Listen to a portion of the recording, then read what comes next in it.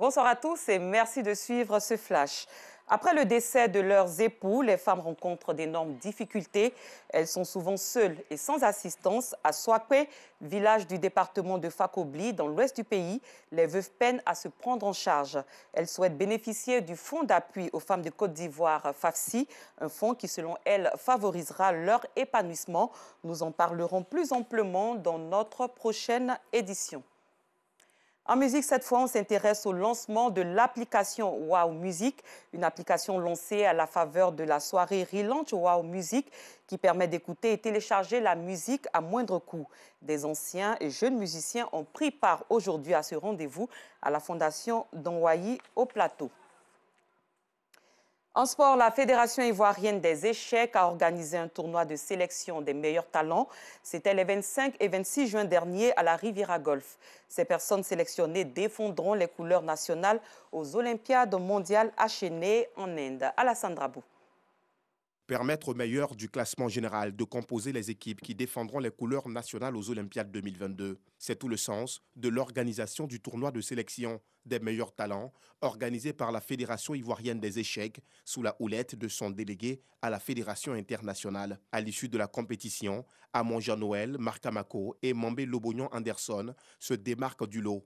Ils rejoignent Simplice Degondo et Manan Yoboué, qualifiés d'office du fait de leur grande expérience des tournois internationaux et de leur classement mondial. J'ai participé au tournoi, ça s'est bien passé. J'ai occupé la deuxième place, donc qualifié pour les Olympiades dans l'équipe de la Côte d'Ivoire à Chennai. Voilà, donc on peut mettre un peu de Dieu, on dit Dieu merci et puis bon, on espère que la suite sera bonne pour l'équipe ivoirienne. Chez les filles, Yalo Tchétché Marie, Ayemou Emmanuela, Ayemou Victoire, Kouassi Bérénice et Egba Zota Marcel, sélectionnés, ne cachent pas leur satisfaction. Tous les 2 ans, la Fédération internationale des échecs organise les Olympiades mondiales des échecs. Après les Olympiades 2018 à Batumi en Géorgie, c'est au tour de Chennai d'accueillir la compétition cette année. Pour rappel, la Côte d'Ivoire enregistre dans son répertoire 2 autres participations aux Olympiades, dont l'une en 2014 et l'autre en 2016. Rendez-vous donc à Chennai en Inde pour les Olympiades mondiales. À l'étranger, l'opposition au Sénégal a renoncé ce mercredi à ses manifestations contre le pouvoir interdites par les autorités et a annoncé qu'elle participerait finalement aux élections législatives du 31 juillet prochain dans un souci d'apaisement après les heurts mortels de la mi-juin.